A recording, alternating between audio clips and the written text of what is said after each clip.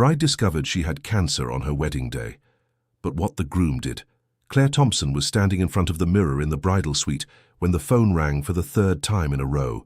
The number was from Apex Medical Laboratory, where she had routine tests 3 weeks ago, and each unanswered call tightened the knot in her chest.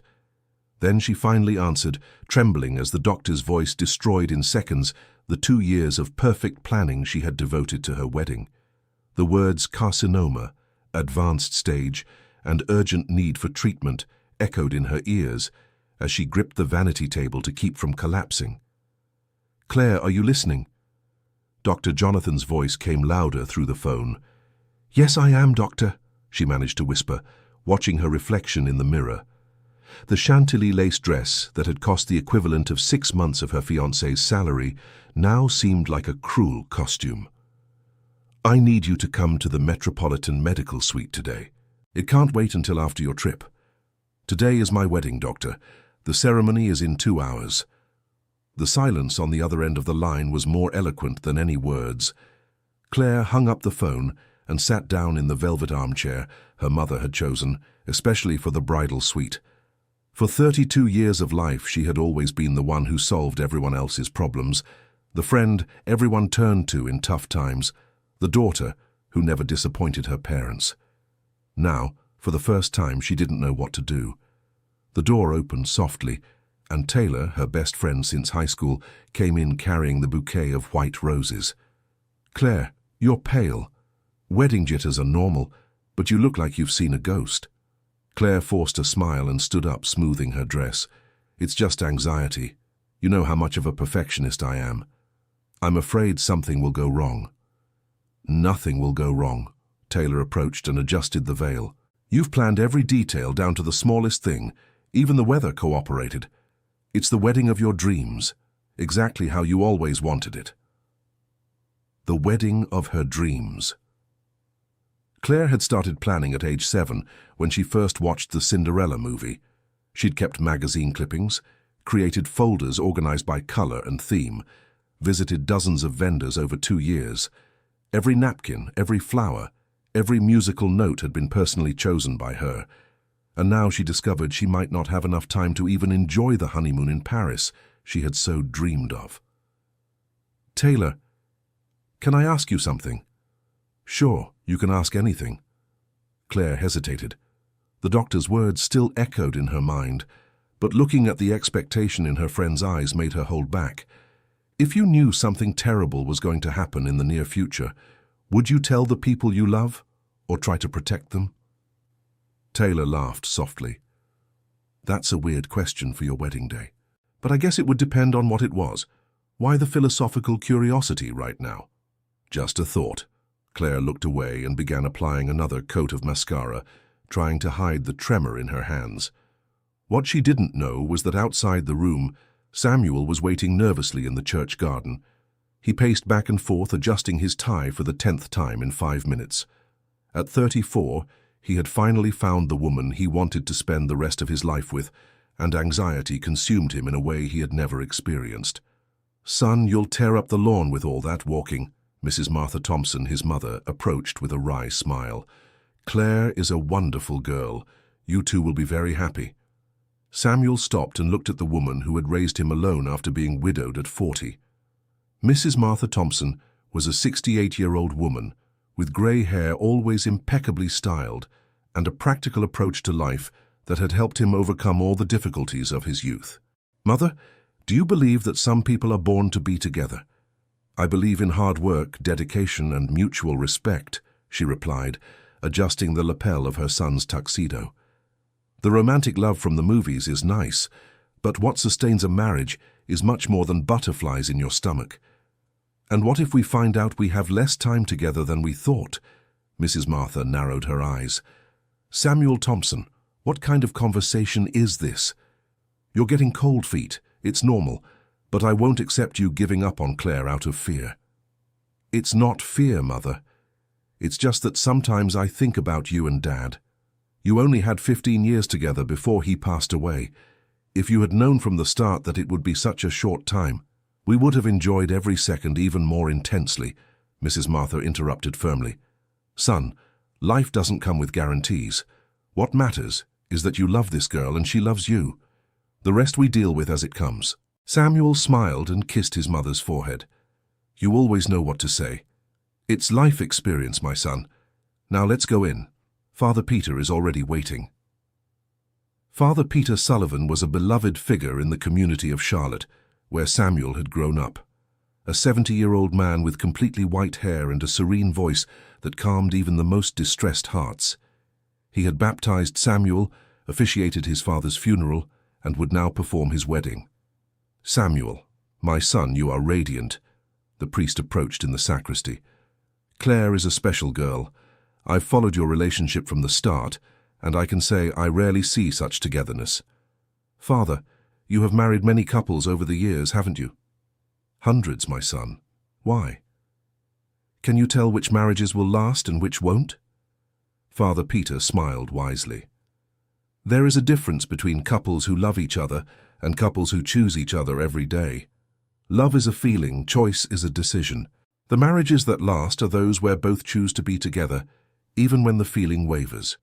And what if challenges arise that test that choice early on? My son, the greatest challenges are often the ones that most strengthen a union. When two people face storms together, they discover what they are made of. The question is not whether there will be storms, but whether you will protect each other when they come." Samuel nodded, feeling a strange peace take over his heart. He didn't know why he was asking those questions, but the answers seemed important in a way he didn't yet understand. Meanwhile, Claire was trying to control her breathing in the bridal room. Taylor had left to check on the last details, and she was alone with her terrifying thoughts. She looked at the phone and considered calling Samuel.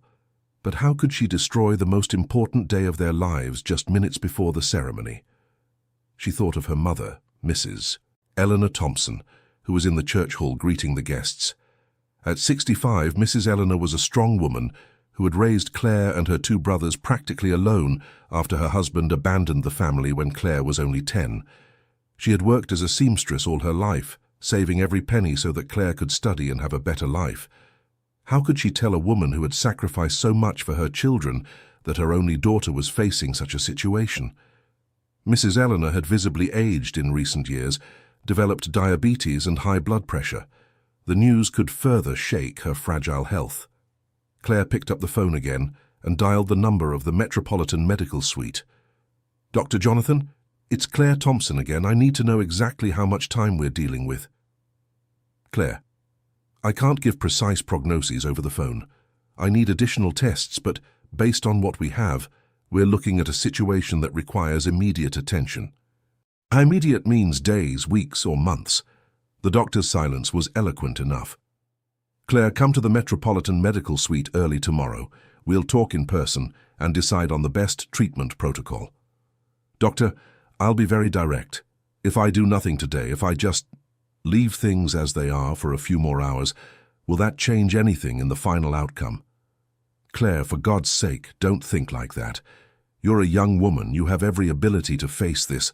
A few days won't make a difference in the overall prognosis, but I can't recommend you postpone starting treatment. So I have today. I have these next few hours." Claire hung up before the doctor could respond. She looked at herself in the mirror one last time. If this was going to be the last time she felt normal, felt whole, she was going to savor every second.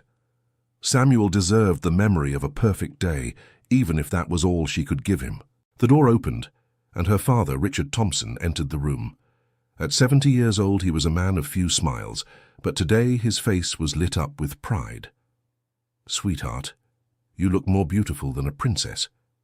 Richard had come back into Claire's life only 5 years earlier, after 2 decades of absence. The reunion had been difficult, full of unresolved grudges, but the closeness of the wedding had united them again. He had insisted on paying for the wedding dress as a way of asking forgiveness for the lost years. "Dad, thank you for being here. I wouldn't miss this for anything in the world, sweetheart. I know I made a lot of mistakes in the past, but today I want to be by your side, the way I should have always been." Claire felt her eyes well up. "Dad, if someday I need your strength, will you be there for me?" Richard held his daughter's hands firmly. "Claire, I spent 20 years regretting not being the father you deserved. If I'm given a second chance, I won't waste it.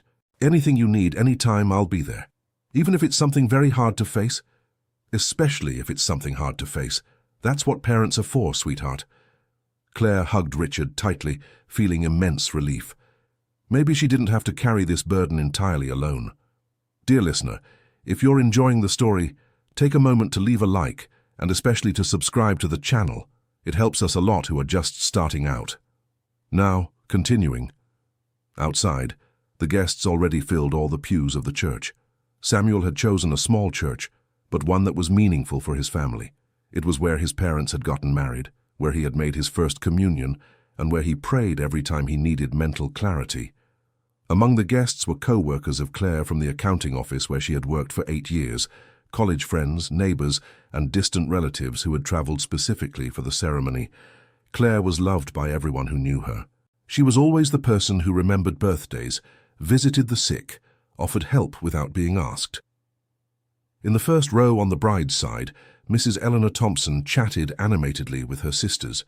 She wore a navy blue dress that Claire had bought especially for the occasion, and her grey hair was arranged in an elegant bun that had taken 2 hours to perfect.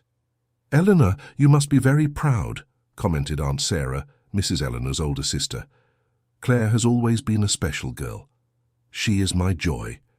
Mrs. Eleanor smiled, adjusting the rosary in her hands. "You worked so hard to get here. You deserve all the happiness in the world. And Samuel seems like a good young man, hard-working, respectful. He's a sweetheart. He treats my daughter like a queen, and Mrs. Martha has become part of the family.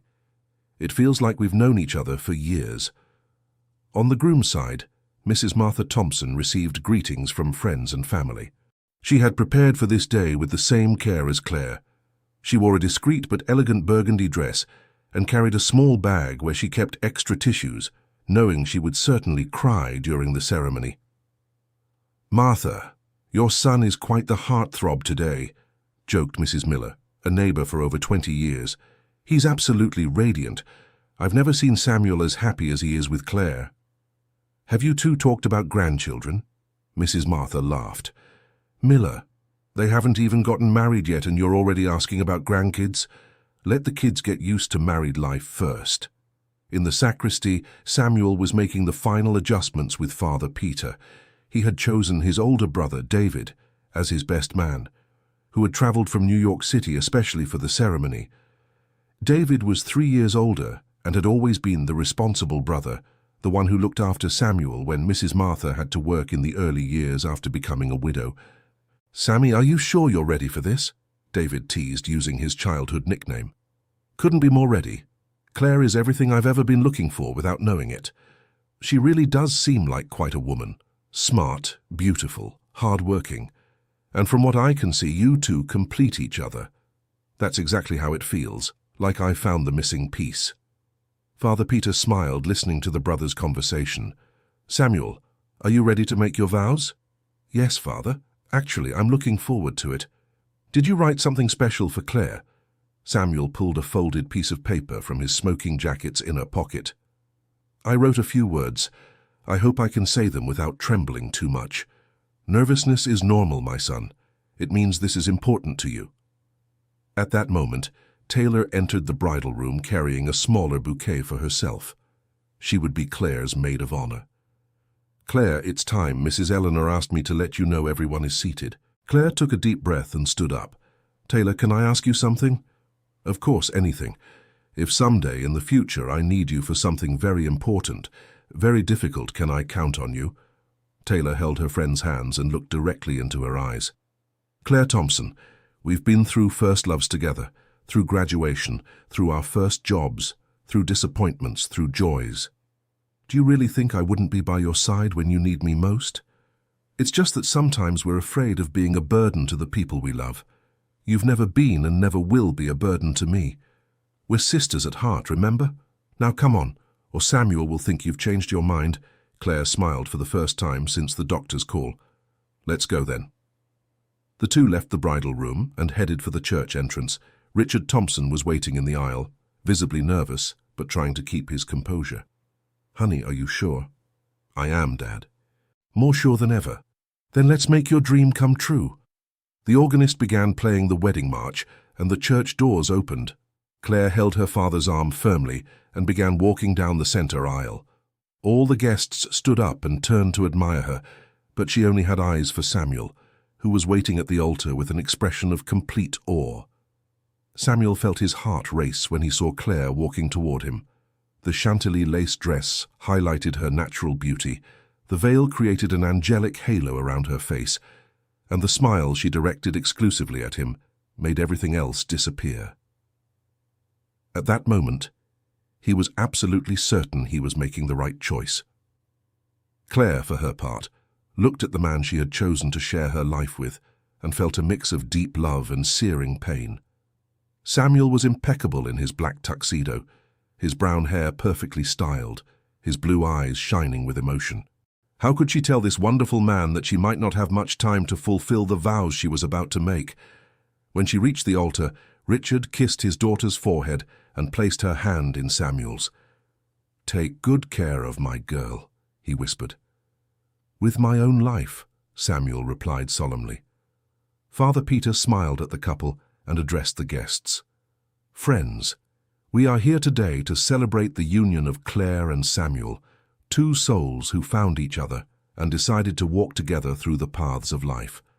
Marriage is one of the most sacred blessings God grants us, and it is with great joy that I bless you in this special moment." Claire felt her legs trembling slightly, but Samuel's hand in hers reassured her. She looked at him and saw so much love and expectation that she almost gave up hiding the truth. Samuel deserved to know. He deserved to have a choice. "Claire and Samuel, have you come here of your own free will, conscious and ready to enter into the covenant of marriage?" "Yes," they both answered in unison. "Samuel, do you take Claire as your wife, promise to love and respect her in joy and in sorrow, in health and in sickness, in prosperity and in hardship all the days of your life?" Samuel looked deeply into Claire's eyes. "I do, and I promise." "Claire, do you take Samuel as your husband, promise to love and respect him in joy and in sorrow, in health and in sickness, in prosperity and in hardship, all the days of your life?" Claire felt a tightness in her chest hearing the words, "in health and in sickness." How could she promise something she might not be able to keep? "Claire?" Father Peter repeated gently. She looked at Samuel, then at Mrs. Eleanor in the front row, then at Mrs. Martha, and finally back at the man she loved. "I do, and I promise," she said, deciding she would give her all for whatever time she had left. Samuel had prepared personal vows, and Father Peter nodded for him to read them. With slightly trembling hands, he unfolded the paper. "Claire, when I met you 3 years ago, I didn't believe in love at first sight. But you came into my life like a whirlwind of joy and changed everything. You taught me that true love isn't about finding someone perfect, but about finding the perfect person for you. I promise to love you not only on sunny days, but especially through the storms. I promise to be your strength when you feel weak and your peace when the world is turbulent. I promise to choose you every day for the rest of our lives." Claire felt tears streaming down her face. Samuel's words were exactly what she needed to hear, and at the same time they were a dagger to her heart. "Claire, your vows." Father Peter smiled encouragingly. Claire hadn't prepared anything in writing. She had always been good with words, but at that moment she felt as if her mind had gone blank. "Samuel, you said true love is about finding the perfect person for you, and I completely agree. You are my perfect person.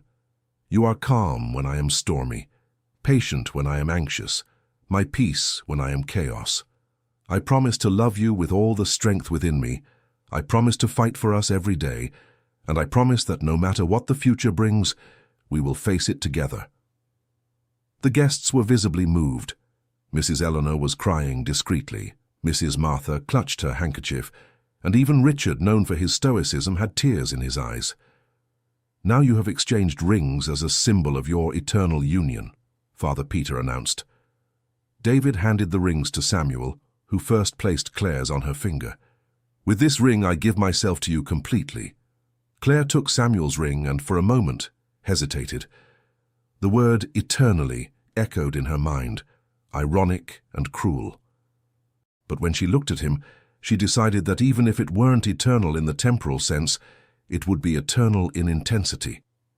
"With this ring, I give myself to you completely," she repeated. "In the name of the Father, and of the Son, and of the Holy Spirit, I now declare you husband and wife. Samuel, you may kiss your bride." Samuel leaned over to Claire and kissed her with all the tenderness and passion he felt. At that moment, she let herself forget everything and simply feel the love that bound them. The kiss lasted a few seconds, but for both of them, it felt like an eternity. The guests applauded enthusiastically, some whistled, and the organist began playing the recessional march. Claire and Samuel walked hand in hand down the aisle of the church, greeted and blessed by everyone present. Outside the church, the photographers Claire had hired were waiting for them for the official photos. She had researched for months to find professionals who would capture exactly the style she wanted. She wanted every moment to be perfectly immortalized. "Claire, you look radiant," exclaimed Sarah, the lead photographer. "Let's do the individual shots first, then family, and finally all the guests." During the photo session, Claire smiled automatically, but her mind was divided. Half of her was trying to savor every second of the day she had dreamed of her whole life. The other half was mentally calculating how much time she would have to live those moments of happiness before reality set in. "Claire, you seem off," Taylor whispered during a pause. "You should be on cloud 9, but you look worried about something." "It's just exhaustion from all the preparations. You know how anxious I get." "Are you sure that's all?" Claire looked at her friend and almost confessed everything right then. Taylor knew her too well to be fooled for long. But before she could answer, Samuel approached. "Is my wife okay?" he asked, using the word wife with a smile that lit up his whole face. "I'm great, my husband," Claire replied. And for a few seconds, she actually managed to feel that way. The reception would be held in the church hall itself, decorated just as Claire had dreamed. White and gold flowers, candles, elegant fabrics, creating a romantic yet welcoming atmosphere. She had chosen a menu that catered to the tastes of all the guests, from the oldest to the children. During dinner, Mrs. Eleanor Thompson stood up to make a toast. "I want to thank everyone for being here on this very special day. Claire is the daughter of my heart, and seeing her happiness today is the greatest joy of my life. Samuel, you've gained a daughter too. Take good care of her, because she is very special." Samuel stood up and hugged Mrs. Eleanor. "Mrs. Eleanor, I promise I'll do everything I can to deserve your daughter every day, Mrs." Martha Thompson also wanted to speak. "Samuel and Claire, you begin a new phase of life today. I know you'll face challenges like all couples do, but I'm sure the love I see between you is strong enough to overcome any obstacle." Claire felt a pang in her chest at her mother-in-law's words. How could Mrs. Martha imagine that the obstacles would come so soon? After dinner, the music started and the guests headed to the dance floor. The couple's first dance was to be At Last, chosen by Samuel because it said exactly what he felt for Claire. As they danced, Samuel whispered in her ear, "Thank you for agreeing to marry me." "Thank you for asking," she replied. "Claire, I have something to tell you." Her heart raced. Could it be that he was hiding something too? "What is it?" "I love you more than I was able to express in my vows. And I want you to know that no matter what happens in our lives, I will always be by your side." Claire felt tears welling up again. "Why are you saying that?" "I don't know. It's as if I felt I needed to make that very clear today, as if it were important for you to hear it in no uncertain terms." Claire stopped dancing for a moment and looked deeply into Samuel's eyes. "What if I told you that you might need to test that promise sooner than we think?" "What do you mean by that?" Before Claire could answer, Taylor approached. "Sorry to interrupt, but it's time to cut the cake." Claire breathed a sigh of relief at the interruption. She wasn't ready to break the magic of the moment yet. The cake had been ordered from a specialty bakery and had 3 tiers decorated with sugar flowers that exactly replicated the flowers in her bouquet. Claire had dreamed of that moment since she was little, cutting the wedding cake beside the man she loved. Samuel placed his hand over hers as they cut the first slice, and the guests applauded again. So everything was going exactly as she had planned, but still Claire felt as if she were living a dream she knew would soon turn into a nightmare. "Samuel, what if we ran away from here right now?" she whispered as they posed for more photos with the cake. "Run away? Why?" "So we can be alone. To enjoy every second together." Samuel laughed. "Claire, we have the rest of our lives to be alone. Today is about sharing our joy with the people we love, the rest of their lives." If only he knew how ironic that phrase sounded to her at that moment. The party continued lively until almost midnight. The older guests left first, after blessing the couple and wishing them happiness. Mrs. Eleanor Thompson hugged Claire tightly before leaving. "Dear, today I saw my dream come true of seeing you happy and married. Now I want you to give me grandchildren." "Mom, we haven't even gone on our honeymoon yet." Claire tried to keep a playful tone. "Oh, but it won't be long. I have a feeling that soon I'll be a grandmother." Claire felt a deep sadness at her mother's words. How could she give her grandchildren if she might not even have time to be a wife for very long? Mrs. Martha Thompson also said goodbye to the couple. "Children, travel safely and enjoy every moment in Paris. You deserve all the happiness in the world." "Thank you for everything, Mum." Samuel hugged Mrs. Martha. "You were essential in making everything perfect. Now I'm going home to rest. Tomorrow I want to hear all the details of the honeymoon." When the last guests finally left, Claire and Samuel were alone in the decorated hall. The staff had already started taking down the decorations, and the magic of the place was gradually fading. "So, my wife, how was your wedding?" Samuel asked, pulling Claire into one last dance.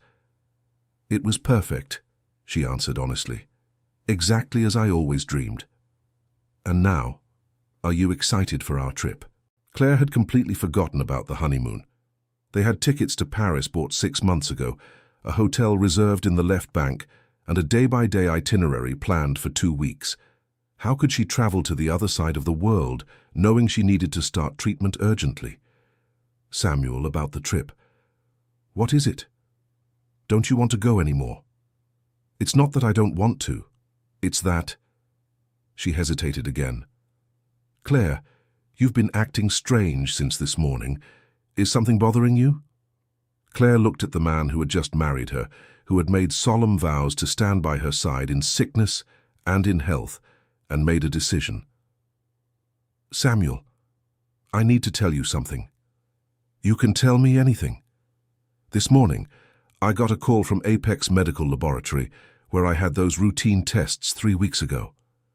Samuel's face changed instantly. "What kind of call?" "The results." "Something is wrong, Samuel. Something very wrong." Samuel sat down in one of the remaining chairs in the hall, pulling Claire to sit beside him. "Define very wrong." "Cancer, advanced stage. The doctor wants me to start treatment immediately." The silence that followed was deafening. Samuel looked at Claire as if he hadn't understood the words. Then he ran a hand through his hair, a gesture she already knew signaled he was processing difficult information. "How long have you known?" "Since this morning. The doctor called while I was getting ready for the wedding." "And you didn't tell me?" "How could I?" "It was our day, Samuel. The most important day of our lives. I couldn't destroy that." Samuel stood up and began pacing the hall, exactly as he had done in the church garden hours earlier, but now for completely different reasons. "Claire, you promised in church that we would face everything together. How can I do that if you hide fundamental information from me? I just wanted us to have one perfect day, a day we could remember as the happiest moment of our lives. And do you think I'll ever remember our wedding as a happy day, knowing you were suffering alone through the whole ceremony?" Claire hadn't thought of it that way.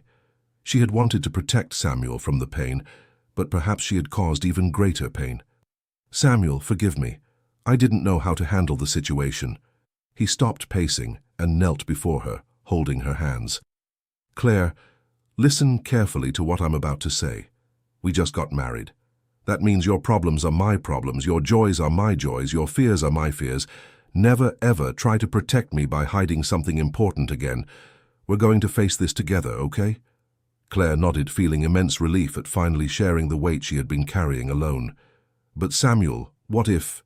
No. We're not working with what if.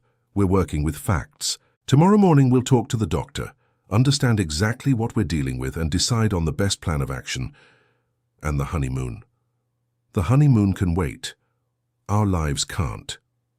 Claire hugged Samuel tightly, feeling for the first time since the doctor's call that maybe she wasn't facing this entirely alone.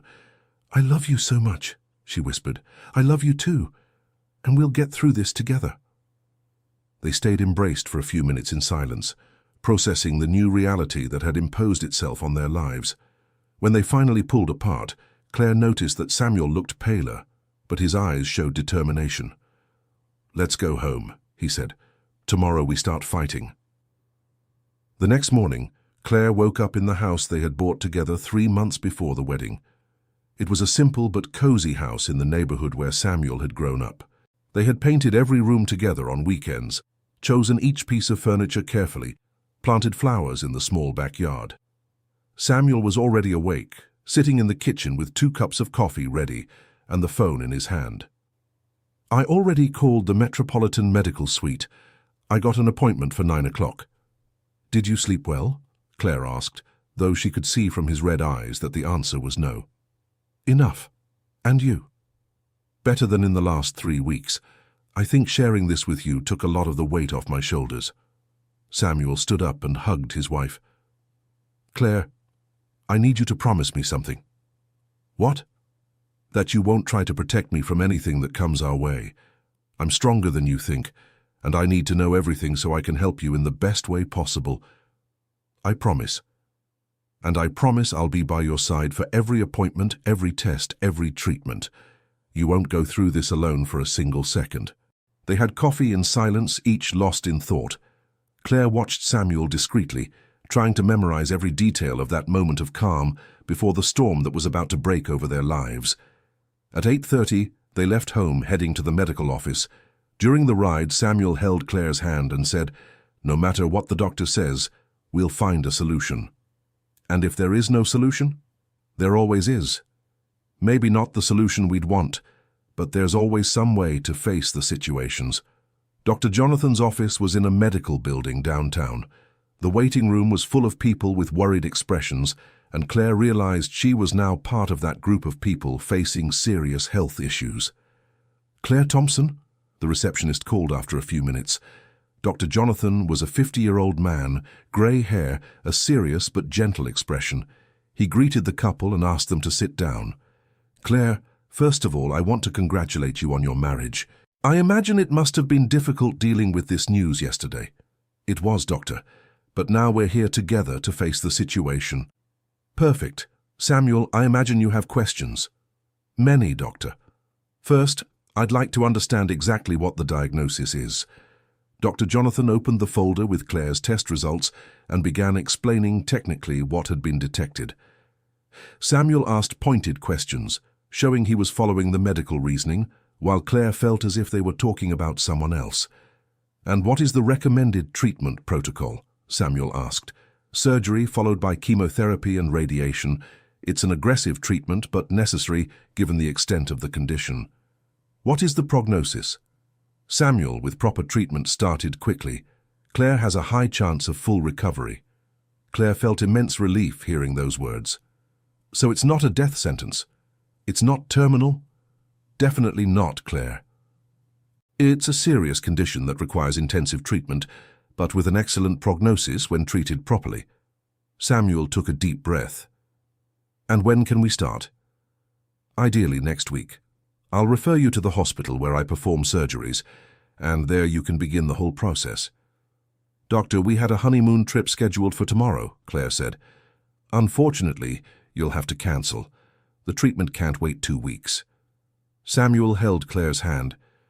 "No problem. The honeymoon can be postponed. Our priority is taking care of your health."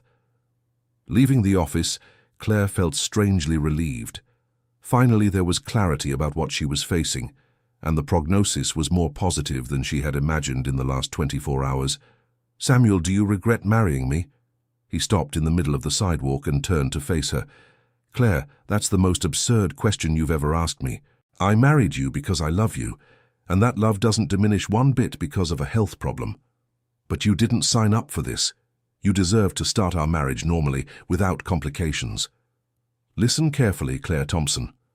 I signed up to love you in joy and in sorrow, in sickness and in health, remember? They're not empty words, they're real commitments. Claire smiled for the first time since the appointment. How lucky I was to find you. I was the lucky one, my wife, and now let's go home and tell our families about the change of plans. Dear listener, if you're enjoying the story, don't forget to hit like and especially subscribe to the channel. It helps us a lot as we're just starting out. Now continuing, the first person they decided to tell was Mrs. Eleanor Thompson. Claire called and asked her mother to come over to her house without explaining why.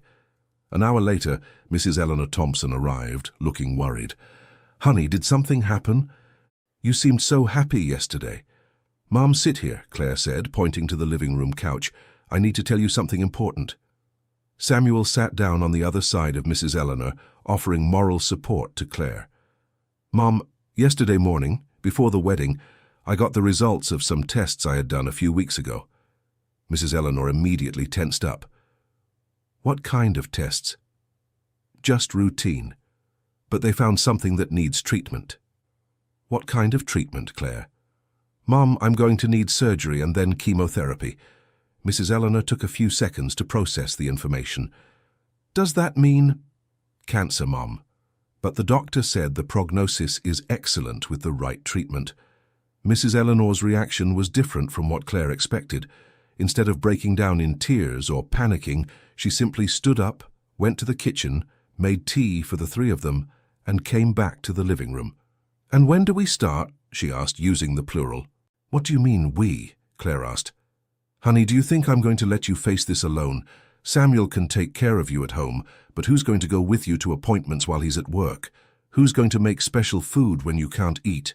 Who's going to clean the house when you're both tired? Samuel smiled at his mother-in-law's reaction. Mrs. Eleanor, it would be an honor to have your help. It's not about honor, Samuel. It's about family. Now, what are the next steps?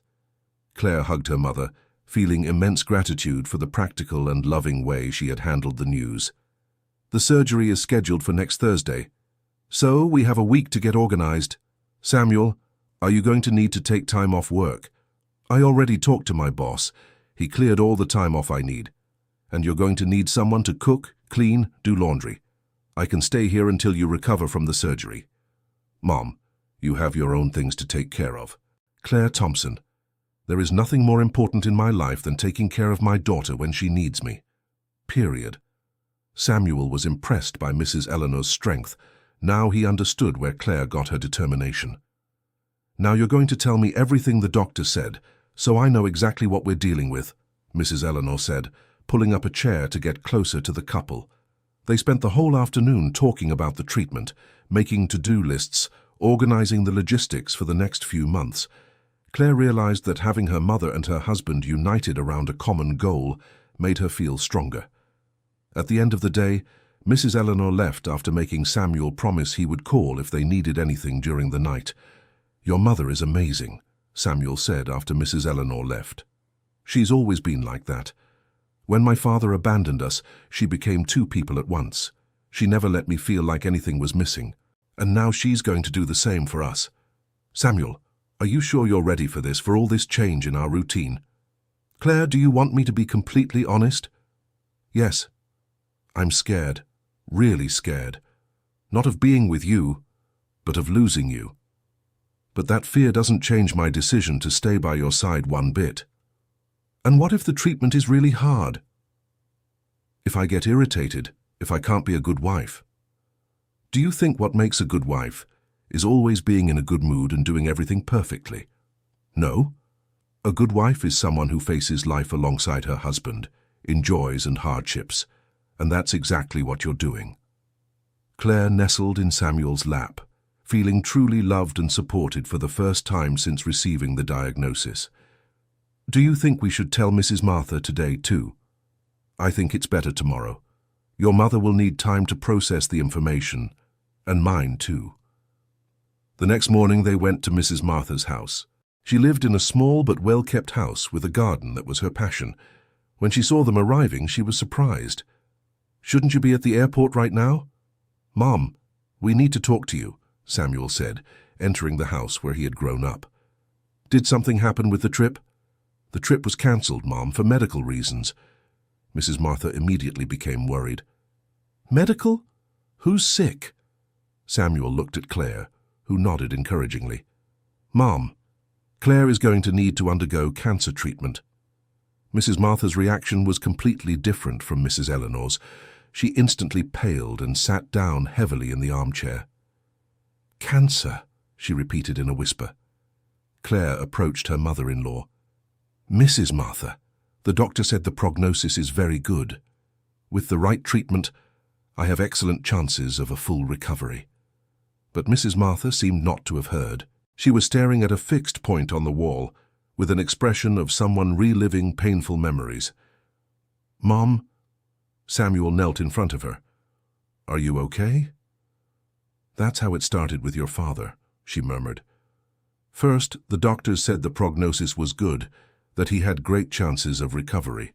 Samuel and Claire exchanged worried looks. Neither of them had thought about the possibility that Mrs. Martha's previous experience with cancer would affect her reaction to the news so much.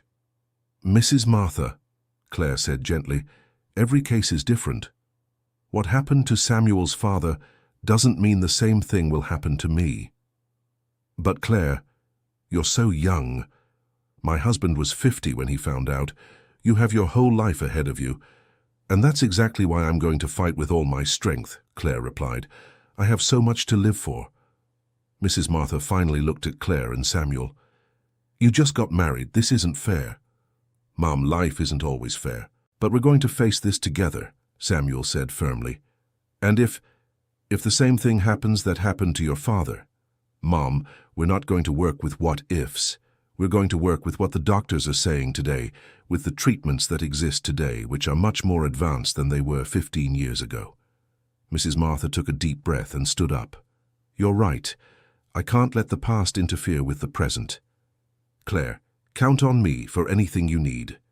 "Mrs. Martha, are you sure? I don't want this to be a burden on you." "Claire, you're my daughter-in-law. That makes you my daughter too. And a mother doesn't abandon her daughter when she needs her most." Mrs. Martha hugged Claire tightly, and Samuel realized his mother was trying to be strong despite the fear she felt. "When is the surgery?" "Next Thursday." "I'll prepare a special packed meal for Samuel to take to the hospital. And after the surgery, when Claire comes home, I'll make all the dishes she likes." "Mrs. Martha, you don't have to." "Yes, I do. That's how I know how to show affection. By caring, feeding, making people feel loved." Samuel smiled, recognizing in his mother the same protective instinct he had seen in Mrs. Eleanor the day before. "Mom, maybe you should talk to Mrs. Eleanor to arrange how you'll help us." "Good idea. I'll call her today." Leaving Mrs. Martha's house, Claire commented, "She was more shaken than I expected." "That's understandable. Losing my father was the hardest moment of her life. It's normal that she got scared." "Samuel, are you also afraid because of what happened to your father?" Samuel stopped walking and thought before answering. "I am. It would be a lie to say I'm not. But the fear of losing you isn't greater than the certainty that I want to be by your side through all of this. Even if it's hard, especially if it's hard." For the rest of the week, they prepared for the surgery. Samuel managed to get time off work. Mrs. Eleanor set aside clothes to stay at their house, and Mrs. Martha filled the freezer with ready-made meals. Claire tried to keep things normal, but as the surgery date approached, she began to feel growing anxiety. On Wednesday night, the night before the surgery, she couldn't sleep. "Samuel, are you awake?" "I am. I can't sleep either." "Are you scared?" "And you?" "Very." Samuel turned over in bed and hugged Claire. "What are you most afraid of?" "Of not being strong enough, of disappointing all of you who are organizing to help me." "Claire, you don't need to be strong for anyone. You just need to let the people who love you take care of you. And if I get too weak and nauseous from the chemotherapy, what if I lose my hair and become ugly?" Claire, do you think I fell in love with your hair? No, but I fell in love with your personality, your outlook on life, the way you care for people, your intelligence, your smile. None of that will change because of a medical treatment. Promise you won't get tired of me. I promise I'll love you even more when we come out on the other side of this. Claire fell asleep in Samuel's arms, feeling a little calmer. On the morning of the surgery, they arrived at the hospital at 6 o'clock. The hospital environment, with its white hallways and smell of disinfectant, made everything feel more real and frightening. Mrs. Eleanor and Mrs. Martha were already waiting in the reception area, both trying to keep their composure. "How are you feeling, dear?" Mrs. Eleanor asked, anxious but determined. "Remember when you were little and afraid of getting shots? I always said you were braver than you thought. Today is no different." Samuel was visibly nervous, trying to hide it so as not to worry Claire further. When it was time for her to go in and prepare for the surgery, he asked to accompany her as far as allowed. "Samuel, everything will be fine," Claire said in the hallway leading to the operating room. "It will, and I'll be right here waiting when you wake up. If anything goes wrong, it won't go wrong. But if it does, I want you to know that these last days as your wife have been the best days of my life." Samuel kissed Claire with all the intensity he felt. "When you wake up, we'll plan an even better honeymoon than the one in Paris." Claire was taken into surgery at 8 in the morning. The operation was expected to last 3 hours, but for Samuel, Mrs. Eleanor and Mrs. Martha, every minute felt like an eternity. During the wait, the two mothers chatted nervously about various topics, trying to keep their minds occupied. Samuel paced the hallways or sat in silence, staring fixedly at the clock. "Samuel, do you want me to get you some coffee?" Mrs. Eleanor offered. "Thank you, Mrs. Eleanor, but I can't bring myself to eat or drink anything. You need to stay strong for when Claire wakes up. She'll need you feeling well and nourished." Samuel accepted the coffee more to please his mother-in-law than out of his own desire. At 11:15, Dr. Jonathan appeared in the hallway, still wearing his surgical scrubs. "How is she, doctor?" Samuel stood up immediately. "The surgery went very well. We were able to remove the entire tumor, and the lymph nodes are clean. That's an excellent sign for the prognosis." Mrs. Eleanor Thompson started crying with relief. "So, she's fine?" "She's in recovery. She should wake up in the next few hours. You can see her briefly, one at a time." Samuel was the first to enter the recovery room. Claire was pale, connected to several monitors, but breathing peacefully. He sat down beside the bed and held her hand. "Hey, my brave wife," he whispered, even though he knew she couldn't hear him yet. "Everything went well. Now you just need to recover so we can start the next phase." When Claire finally woke up, it was already night. The first thing she saw was Samuel sitting beside the bed, holding her hand. "How are you feeling?" he asked. "Tired, and in pain, but alive." She tried to smile. "The doctor said the surgery was a complete success. Does that mean that we've already cleared the first mountain out of the way? Now we have to climb the others." Claire squeezed Samuel's hand. "Thank you for being here. Where else would I be? Samuel, I love you. I love you too, much more than I've been able to show so far." Claire stayed in the hospital for 3 days. During that time, Samuel practically lived at the hospital, only leaving to shower at home.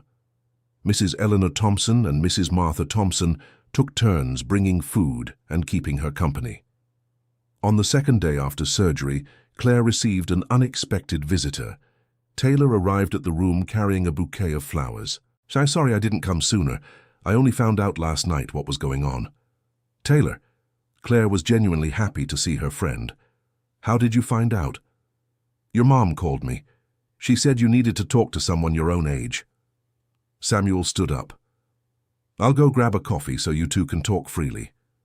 When they were alone, Taylor sat on the bed next to Claire. "Why didn't you tell me before?" "Because it was a lot of information to process. I needed to understand what was happening to me first. Claire, you know you can count on me for anything, right?" "I know, and I'm going to need you a lot in the next few weeks, especially during chemo. The doctor said I'll have some reactions: nausea, fatigue, hair loss." So? We'll shave our heads together. I've always wondered what I'd look like bald, Taylor joked, trying to keep the mood light. Claire laughed for the first time in days. You would do that? Of course I would. We've been friends for over 15 years. You think I'm going to let you go through this alone? Taylor, thank you. Having you by my side makes all the difference. And Samuel, how is he handling everything? Better than I deserve. He's been perfect. He loves you so much, Claire. Anyone can see that. I'm just afraid of being a burden to him. Nonsense. If you were in his shoes, wouldn't you do the same thing? Claire thought for a moment. I would, without hesitation. Then stop worrying about that and focus on getting better. When Samuel came back with the coffees, he found Claire visibly more cheerful. Looks like this visit did you good, he remarked. Taylor always manages to cheer me up. Samuel, can I tell you something? Taylor addressed him directly. Sure. Thank you for taking such good care of my friend. Seeing you two facing this together makes me believe that true love really does exist. Samuel smiled. She would do the same for me. I know. That's why you're such a perfect match. On the third day, Claire was discharged from the hospital. The doctor had explained that recovery from surgery would take a few weeks and that chemotherapy would start as soon as she was strong enough. At home, Mrs. Eleanor Thompson had turned the couple's bedroom into a small recovery center, with everything Claire might need within reach of the bed. Samuel took 2 weeks off work to stay home and take care of his wife. Mom, you've turned our house into a hospital, Claire joked when she saw the setup. I want you to have every comfort possible during your recovery. Mrs. Eleanor, you don't have to sleep here every night. I can take care of Claire, Samuel said. Samuel, son, you're a wonderful husband, but a man doesn't know how to take care of a sick woman the way another woman does. At least for the first 2 weeks, I'll sleep here. Samuel laughed at his mother-in-law's determination. All right, you're the boss. Dear listener, if you're enjoying the story, take a moment to leave a like and most importantly subscribe to the channel. It really helps us who are just starting out. Now, continuing. The first 2 weeks of recovery were harder than Claire had imagined. The pain from the surgery was constant. She felt weak and emotionally unstable. There were days when she cried for hours without being able to explain why. Samuel showed infinite patience. In the moments when Claire was irritable and found fault with everything, he simply listened without fighting back. When she cried, he held her in silence. When she couldn't eat, he prepared small portions of different things until he found something she would accept. Samuel, do you regret marrying me? She asked on one of the hardest days. Claire, can I be brutally honest? Yes. There's a difference between the Claire I dated and the Claire I married. The Claire I dated always tried to be perfect, always wanted to fix everyone's problems, always hid her weaknesses from me. Claire felt her heart tighten. Is that bad? The Claire I married let me see her vulnerable, let me take care of her, showed me that she trusts me completely, and I prefer that version much more. Even when I'm irritable and weepy, especially when you're human and real. One morning, 3 weeks after the surgery, Claire woke up feeling significantly better. It was the first time in weeks that she didn't feel constant pain. Samuel, I think I'm ready to start chemotherapy. Are you sure? Yes. The sooner we start, the sooner we'll finish. They called the doctor and scheduled the first session for the following week. Mrs. Eleanor Thompson had gone back to her house, but she visited every day. Mrs. Martha Thompson also became a constant presence, always bringing some special food. On the day of the first chemotherapy, Samuel, Mrs. Eleanor, and Mrs. Martha accompanied Claire to the hospital. The oncology wing was different from the rest of the hospital, with more cheerful decor and comfortable recliners where patients received treatment. Claire Thompson, a nurse called. The nurse was a woman about 40 years old with short hair and a warm smile. Her name was Nancy, and she explained the whole process to Claire and Samuel. It's normal to feel a little anxious during the first session, but you'll see it's not as scary as it seems. Claire settled into a reclining chair, and Samuel sat in a chair beside her. The treatment would last a few hours, so he had brought books and games to help pass the time. How are you feeling? Samuel asked as the medication began to be administered. Strangely calm. I think it's relief from finally doing something active against the disease. It's the feeling of fighting instead of just waiting. Exactly. During the treatment hours, they talked about future plans, about the house, about the honeymoon they would take when it was all over. Samuel told funny stories from work. Claire recalled amusing moments from her single days. Samuel, can I ask you something? Always. Have you ever thought about what our life would be like if none of this had happened? I have. But you know what I think about most? What? That maybe we wouldn't have discovered so quickly how strong we are together. Sometimes difficulties reveal good things that only show up under pressure. Do you think we're a stronger couple because of this? I think we've discovered we're stronger than we imagined, and that will serve us for any challenge that comes our way in the next 50 years. When the first session ended, Claire felt tired but okay. It was easier than I expected. The next sessions will be 2, Nurse Nancy assured them. You've already built a good routine here. At the second session, which took place 2 weeks later, Claire began to feel the first side effects. She was nauseous and extremely tired. That's normal, Nancy explained. Usually the effects build up over the sessions, but we also have medications to ease the discomfort.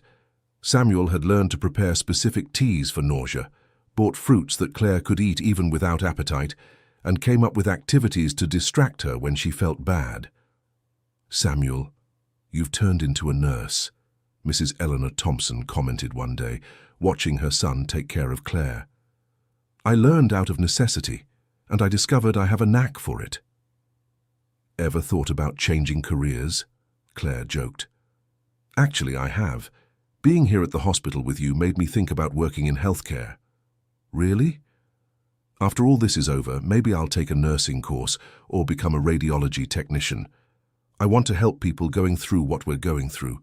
Claire was moved by the revelation. That would be amazing, Samuel. You inspired me. Seeing how some professionals make a difference in patients' lives made me want to be one of those people. During the third chemotherapy session, Claire met other patients who became special friends. There was Mr. George, a 70-year-old man who always came to treatment with his wife of 50 years, Linda. There was Megan, a 25-year-old young woman facing chemotherapy with impressive humor. You're newlyweds, right? Megan asked, watching Samuel take care of Claire. 3 months, Claire replied. Wow, what a stress test for a new marriage. Actually, it's been the opposite, Samuel said. It's been a way to discover how much we love each other. You two are lucky to have each other, Mr. George commented. Linda and I went through something similar 10 years ago. That's when we found out we were truly made for each other. And how was the recovery? Claire asked. Smooth. But the most important thing was discovering we had more strength together than apart, Linda replied. Talking to other patients and their families made Claire feel less alone. She realized that each person handled the situation differently, but family support was crucial in every case. After the 4th session, Claire began losing a significant amount of hair. It was something she expected, but it was still impactful when it happened.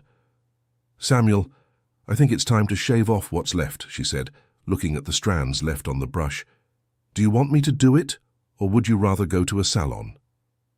I'd rather you do it. It's more intimate. Samuel had never cut anyone's hair before, but he bought a clipper and looked up tutorials online. On the night chosen for the haircut, Taylor was also there for moral support. I'm sure I'm going to look terrible, Claire said, sitting on the kitchen chair. Impossible. You have a beautiful face. You'll look elegant, Taylor tried to reassure her. Samuel turned on the clippers and looked at Claire through the mirror. Last chance to change your mind. No, let's do this. The process lasted only a few minutes, but it was emotionally intense for everyone involved. When Samuel finished, Claire looked in the mirror and saw a different person staring back. How are you feeling? Taylor asked. Strange, but also free. Like I got rid of something that was weighing me down. Samuel kissed his wife's bald head. You're still beautiful. Even without hair.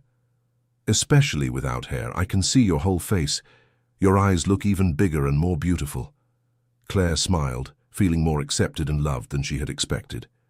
"Now let's buy some nice scarves and wraps," Taylor suggested. "It'll be fun to create different looks." The next day, the three of them went into the city to buy accessories. Claire tried on various colourful scarves, elegant hats and scarves of different fabrics. It was a fun afternoon that made her feel feminine despite the baldness. "Claire, you look beautiful in any colour," the saleswoman commented. "You have a very delicate face." "Thank you. I'm learning to see myself in a different way." "It's a process, but you'll discover there are many ways to feel beautiful." As the chemotherapy sessions progressed, Claire developed a routine that helped her cope with the side effects. On good days, she tried to do enjoyable activities. On bad days, she simply rested without guilt. Samuel had also found his rhythm. He had gone back to work part-time, but kept his schedule flexible to go with Claire to appointments. Mrs. Eleanor Thompson and Mrs. Martha Thompson had set up an informal care schedule, making sure Claire always had company when she needed it. "Samuel, can I tell you something you might not want to hear?" Claire said one night as they lay in bed. "You can say anything. Sometimes I feel guilty for enjoying some aspects of this situation." "What do you mean?" "The attention, the affection, the way everyone is taking care of me. I've always been the one who took care of others. Being taken care of is a new experience." "And what's wrong with that?"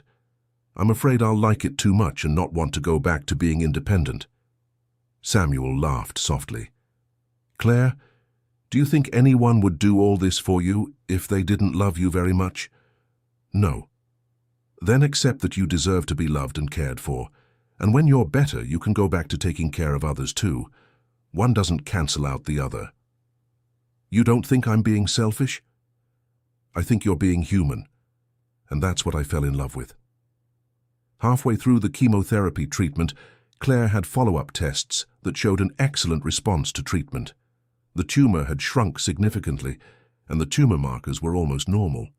"The news is excellent, Doctor," Jonathan announced during the appointment. "You're on the right track." "Does that mean the treatment is working?" Samuel asked. "It means it's working better than we expected. Claire is responding very well." "And what does that change in the treatment plan?" "Nothing changes. We'll continue with the planned protocol, but it's very encouraging to see such a positive response." Leaving the appointment, Claire and Samuel hugged in the hospital hallway. "We're making it," she whispered. "We are, and together." "Samuel, when this is all over, I want to renew our wedding vows." "Why?" "Because when we got married, I made those vows without really knowing what they meant. Now I know." "And what do they mean?" "That loving someone isn't just being together in the happy moments. It's choosing to be together, especially in the hard times." "Then let's renew our vows. And this time we'll go to Paris for our honeymoon. Promise?" "Promise." The last rounds of chemotherapy were the hardest physically, but the easiest emotionally. Claire already knew how her body would react. Samuel already had experience taking care of her, and they could both see they were nearing the end of the treatment. On the last session, Nurse Nancy prepared a small celebration. "Congratulations on making it this far. You've been one of the most inspiring couples I've ever worked with." "Thank you for taking such good care of us," Claire replied. "It was my pleasure, and I'm sure you'll have a beautiful life ahead." "Nancy, can I ask you something?" Samuel said. "Sure." "What makes some couples grow closer during a treatment like this, while others drift apart?" "In my experience, the difference lies in how they approach the situation. The couples who see the illness as their problem, not just the other person's, manage to face it together. Those who see it as one person's individual problem end up growing apart." "We always saw it as our problem," Claire remarked, "and that made all the difference." After finishing chemotherapy, Claire still had to undergo radiation therapy for a few weeks. But it was already the end of the treatment, and the outlook was very positive. Radiation therapy was less aggressive than chemotherapy.